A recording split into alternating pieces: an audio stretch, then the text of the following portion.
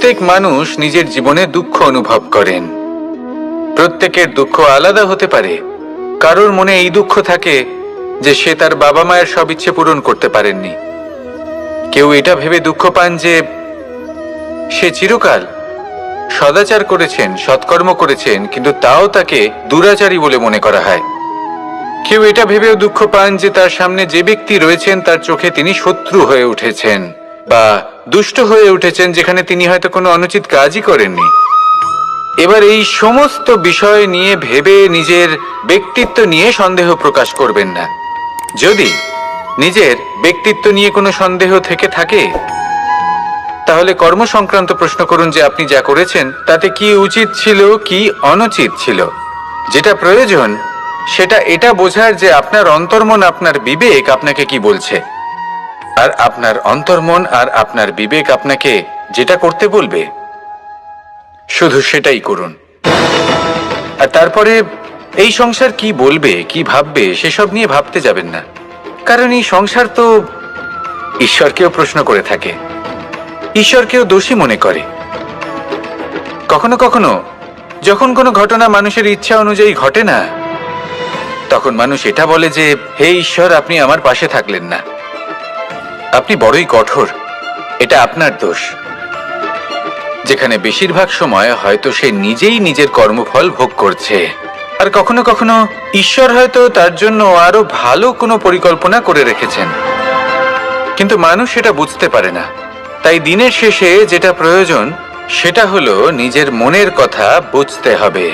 আপনার বিবেক কি বলছে শুধু সেটাই করুন আর সামনে এগোতে থাকুন।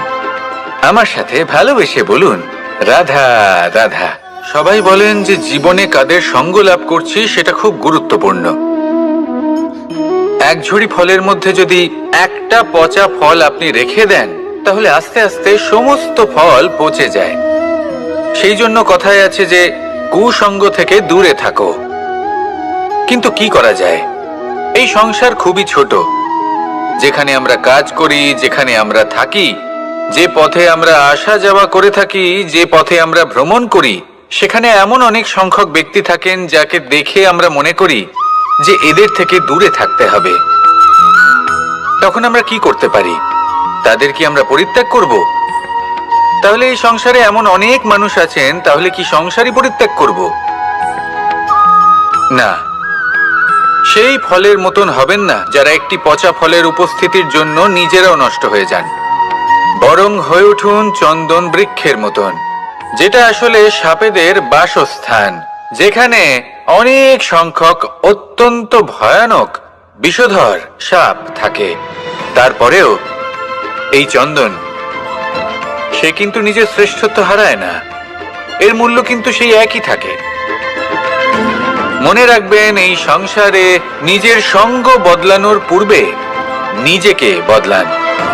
নিজেকে কিছুটা এমন ভাবে গড়ে তুলুন যে কেউ আসুক না কেন সে যেন আপনাকে বিভ্রান্ত বা দূষিত না করতে পারে। আসুন আমার সাথে ভালোবেসে বলুন, রাধা রাধা। মানুষ জীবনে অনেক ধরনের সুখ লাভ করে, অর্থ সুখ, পরিবারের সুখ, বৈভবের সুখ। কিন্তু এমন একটা সুখ আছে যা বেশিরভাগ মানুষকে প্রভাবিত করে, কিন্তু সেই সুখ তাদের কোনো প্রয়োজনই নেই। সেটা হলো পরনিন্দা সুখ। অর্থাৎ এমন কোনো ব্যক্তিকে নিয়ে নিন্দা করা, তার প্রতি অনুচিত শব্দ প্রয়োগ করা, কারণ সেই ব্যক্তিকে আপনি পছন্দ করেন না। আর এমন অনেক মানুষ আছেন যারা এই কাজ করে খুব আনন্দ লাভ করেন, যেটা করা উচিত নয়। কারণ এতে আপনার সময়, আপনার ঊর্জা, আপনার নিজের অন্তরের ইতিবাচক শক্তি আপনি নষ্ট করে ফেলছেন। আর এই সব কিছুই আপনার প্রয়োজন আছে। যাদেরকে আপনার পছন্দ নয় সেই ব্যক্তির বিষয়ে কথাই বলবেন না। সেই সব ব্যক্তির দিকে মনোনিবেশ করুন যাদের আপনি ভালোবাসেন। সেই সব কাজে মন দিন যেগুলো আপনার ভালো লাগে। সেই বস্তুর দিকে নজর দিন যেগুলো আপনার প্রিয়, নিজের লক্ষ্যের দিকে, এই সব কিছুর দিকে নয়। এমনটা করলে আপনার জীবনে আপনি সেই সব বস্তুর দিকে নজর দিতে পারবেন যারা প্রকৃত অর্থে আপনার জীবন আরো শ্রেষ্ঠ করে তোলে। এমনটাই করুন, জীবন আরো অনেক বেশি সুন্দর হয়ে উঠবে। আর তখন এই মন প্রসন্ন হয়ে বলবে, রাধা রাধা। আজ আমরা আবার সাফল্য আর অসফলতার বিষয়ে কথা বলবো। সফল ব্যক্তি কে হয় এবং অসফল ব্যক্তি কে হয়, এই বিষয়ে আমরা আগে অনেকবার কথা বলেছি। প্রত্যেক ব্যক্তি সাফল্য লাভ করতে চান, কিন্তু প্রত্যেক ব্যক্তি সাফল্য লাভের এই কাজে সফল হতে পারেন না। এবার এটা কেন হয়, এর পেছনে কারণটা কি? কারণ হলো ভয়। সফল ব্যক্তি হলেন তিনি যিনি নিজের সিদ্ধান্ত দ্বারা এই সমস্ত সংসারকে বদলে দিয়ে থাকেন, এবং অসফল ব্যক্তি হলেন তিনি যিনি এই সংসারকে দেখে এর বিষয়ে ভেবে নিজের সিদ্ধান্ত বদলে ফেলেন। প্রয়োজন হলো নিজের লক্ষ্যের বিষয়ে ভেবে দেখার, পথের বিষয়ে ভেবে দেখার। একবার যদি আপনি পথ নির্বাচন করে থাকেন, সেই পথে অগ্রসর হতে থাকুন আর তাতে অটল থাকুন। সবসময় দৃঢ় প্রতিজ্ঞ হন। আপনি যদি কোনো পথে টিকে থাকেন আর নিরন্তর পরিশ্রম করতে থাকেন, তবেই আপনার জীবনে সাফল্য আসবে। যদি কথায় কথায় লোকে কি ভাববে, লোকে কি বলবে, এ কথা ভেবে নিজের সিদ্ধান্ত পাল্টান, তাহলে কখনো নিজের লক্ষ্যে পৌঁছতে পারবেন না। আসুন আমার সাথে ভালোবেসে বলুন, রাধা রাধা। আমরা সকলে সামাজিক জীব। মানুষের সাথে দেখা সাক্ষাৎ করা এটা চিরকালই চলতে থাকে। আমরা কখনো কাউকে উপহার দিই, আবার কখনো কেউ আমাদের উপহার দেয়। কখনো কি এমন হয়েছে যে আপনি কাউকে একটা উপহার দিয়েছেন, কিছু সময় পরে বা কিছু মাস পরে সেই উপহারই ঘুরে ফিরে আপনার কাছেই এসেছে, অর্থাৎ সেই বস্তুটাই আপনার কাছে আবার ফিরে এলো? এরকম হয়। ছেলেবেলায় একদিন একজনের বিবাহ ছিল, তখন মা তাকে একটা উপহার দিতে চাইছিলেন। তাই তিনি একটা পোশাক বানালেন আর সেটাকে সুসজ্জিত করছিলেন। আমি দেখলাম আর জিজ্ঞেস করলাম যে, মা, এই পোশাক এত সুসজ্জিত করার কি আছে? তখন মা বললেন যে, কানাই, কখনো কাউকে এমনই উপহার দেবে, এমন প্রকারে দেবে যে সেটা যদি আবার ঘুরে ফিরে তোমার কাছে ফিরে আসে, তাহলে যেন তোমার খারাপ না লাগে। এটাই কিন্তু হয় আমাদের ব্যবহারের সাথে, কর্মের সাথেও এবং আমাদের কথার সাথেও। তেমনই আচরণ করবেন যে আচরণ আপনি সহ্য করতে পারবেন। যদি মুখ থেকে কটু কথা বেরোতে থাকে, তখন নিজেকে সংযত করে নিন। সেই শব্দই প্রয়োগ করুন যেটা আপনি তার বদলে শুনতে চাইবেন, এবং আপনার দুঃখও হবে না। কারণ আপনার কর্ম এমন একটা উপহার যেটা আবার ঘুরে ফিরে ফলস্বরূপ আপনার কাছেই আসবে। সেই জন্য নিজের আচরণ শুভ করুন, নিজের মানসিকতা শুভ করুন, নিজের মুখ থেকে মধুর বাণী নিঃসৃত করুন, আর এইভাবেই মধুর ভাবে বলুন, রাধা রাধা। মানুষের 6টি বড় শত্রু রয়েছে, আর এরা অন্য কোথাও নয়, বরং মানুষের অন্তরেই বাস করে।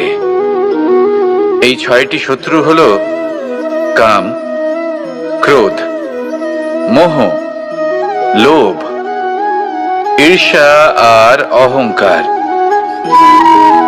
কিন্তু এরা কি চিরকাল আপনার শত্রু হিসেবেই থেকে যায়? এদেরকে নিজের বন্ধু করে তোলা কি সম্ভব নয়? ভেবে দেখুন না। এবার যদি কথা বলি কাম নিয়ে, অর্থাৎ কামনা করা, তাহলে মানুষ যদি জীবনে কামনা করতে থাকে, তাহলে সন্তোষের অনুভূতি লাভ করতে পারে না। কিন্তু এই কামনাই মানুষের বন্ধু হয়ে উঠতে পারে। কিভাবে? ধরুন, যদি মানুষ ভাবে আমি আরো অনেক বেশি শ্রেষ্ঠ ব্যক্তি হয়ে উঠতে চাই, আর তার জন্য কর্ম করে, পরিশ্রম করে, তাহলে ভবিষ্যতে গিয়ে শ্রেষ্ঠ ব্যক্তি হয়ে উঠতে পারে কামনার কারণে। অর্থাৎ এই কামনাই ওর বন্ধু হয়ে ওঠে। কিন্তু ধরুন, কোনো মানুষ যদি চায় সে শ্রেষ্ঠ ব্যক্তি হয়ে উঠবে, কিন্তু তার জন্য না কোনো কর্ম করছেন আর না কোনো পরিশ্রম করছেন, আর অধর্মের পথে চলতে শুরু করে দেন, তাহলে এই কামনাই তার শত্রু হয়ে উঠতে পারে। এবার যদি এই কামনাকে নিজের বন্ধু করে তুলতে হয়, তাহলে নিজের নির্বাচনে বিচক্ষণ হতে হবে, নিজের মস্তিষ্কের উপর নিয়ন্ত্রণ রাখতে শিখতে হবে। সেটাই করুন আর আমার সাথে ভালোবেসে বলুন, রাধা রাধা। আজ আমরা মানুষের আরো একটি শত্রুর বিষয়ে কথা বলবো, যার নাম হলো লোভ। যে কোনো বস্তুকে অত্যাধিক লাভ করার যে বাসনা, যতটা লাভ করেছি ততটা যথেষ্ট নয়, আমার আরো চাই, আরো চাই, একেই বলে লোভ। এবার এই লোভ আপনার জীবনে শুভ না অশুভ, আপনার মিত্র নাকি আপনার শত্রু, সেটাও নির্ভর করছে আপনার ওপর। যেমন ধরুন, কোনো ব্যক্তির অসম্ভব ধনের লোভ, সে সেটা অর্জন করছে আর সেটা সংগ্রহ করছে, আর সেটা লাভ করার জন্য সে অনৈতিক কাজ করছে। যদি এই সব হতে থাকে তাহলে লোভ কিন্তু আপনার পক্ষে অত্যন্ত ক্ষতিকারক। কিন্তু যদি সেই ব্যক্তি ধরুন ধন অর্জন করছেন, তার সাথে নীতিও পালন করছেন, আর সংগ্রহ করার পরে সেটা সংসারে ছড়িয়ে দিচ্ছেন, যদি এমনটা হয় তাহলে এই লোভ আপনার বন্ধু হয়ে উঠতে পারে। যদি আপনার সৎসঙ্গ লাভ করার, সৎকর্ম করার লোভ থাকে, তাহলে আপনি কখনো একা থাকবেন না। যদি ভালোবাসা প্রদান করার লোভ থাকে, এই সংসারকে সাহায্য করার লোভ থাকে, তাহলে এই লোভ যা সংসারের শত্রু, সেটা কিন্তু আপনার সাথে পরমাত্মার মিলন ঘটাতে পারে। এবার এই লোভকে নিজের মিত্র করে তুলবেন নাকি শত্রু করে তুলবেন, সেই সিদ্ধান্ত আপনারই। আসুন আমার সাথে ভালোবেসে বলুন, রাধা রাধা। কখনো এই প্রকৃতির দিকে তাকিয়ে থাকবেন। এই প্রকৃতি অনেক ধরনের শিক্ষা দেয়। কোনো একটা গাছকে দেখুন, কিভাবে সে মাটি থেকে জল শুষে নেয়। সে ঝড় হোক বা হোক কড়া রোদ, সব সহ্য করে এবং অবশেষে সে ফল ধারণ করে। আর সেই ফল উৎপন্ন করার পরে সে ফল কিন্তু সে নিজে গ্রহণ করে না, এই সংসারকে প্রদান করে, যাতে পশু পাখি মানুষ তারা এই ফল গ্রহণ করে শক্তিশালী হয়ে উঠতে পারে, সুস্থ থাকতে পারে। সেভাবেই নদী, সরোবর, এরা নিজেরাও কিন্তু নিজেদের জল গ্রহণ করে না, মাটিকে প্রদান করে, পশু পাখিকে প্রদান করে। সূর্য নিজেও নিজের জন্য প্রজ্বলিত হয় না, সে প্রকাশ ছড়িয়ে দিতে চায় আমাদের সবার কাছে, সে আলো পৌঁছে দিতে চায়। এই প্রত্যেকের কর্মে পরমার্থ নিহিত আছে, আর সেই জন্যই এদের সকলকে পুজো করা হয়। তাই মনে রাখবেন, আপনার কাছে জীবন যাপনের অতিরিক্ত যা কিছুই আছে তা পরমার্থের জন্য। তাহলে তার সদ্ব্যবহার করুন আর আমার সাথে ভালোবেসে বলুন, রাধা রাধা। পরিবর্তন, এটা হলো সৃষ্টির অমূল্য নিয়ম। এই সংসারে সবকিছু সময়ান্তরে পরিবর্তিত হয়, এই সময়ও পরিবর্তিত হয়। পরিবর্তন চিরকাল হয়ে এসেছে আর চিরকাল হতে থাকবে। কিন্তু এবার আমরা সেই পরিবর্তন কিভাবে লাভ করব, যেটা আমাদের প্রয়োজন, যেটা আমরা চাই। আমরা জীবনে বিকাশ চাই।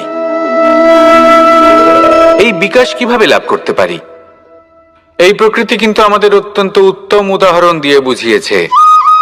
একটি বিন্দুর উদাহরণ দিয়েছে, যা ভবিষ্যতে একটা বিশাল নদীর আকার ধারণ করে।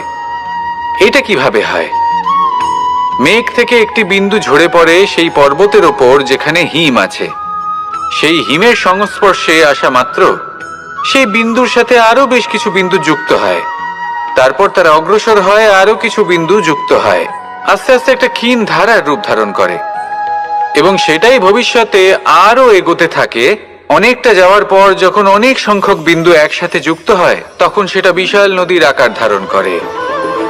এবার আমরা মানুষ বলে আমাদের সাথে এই নিয়মের অন্যথা হয় তা নয়। আমরাও এই প্রকৃতির অংশ, আমাদের ক্ষেত্রেও একই নিয়ম প্রযোজ্য। যখন পরিশ্রম করে অনেক সংখ্যক বিন্দু আমরা একত্রিত করব, তখনই পরিবর্তনের নদী প্রবাহিত হবে। প্রয়োজন হলো নিরন্তর পরিশ্রম করা এবং ধৈর্য ধরা। এটা করতে থাকুন, জীবনে সবকিছু লাভ করতে পারবেন। কারণ প্রকৃতি আমাদের এটাই শিখিয়েছে, আর আমরা এই ব্রহ্মরই একটি অংশ, যার দ্বারা এই ব্রহ্মাণ্ড নির্মিত। আসুন আমার সাথে ভালোবেসে বলুন, রাধা রাধা।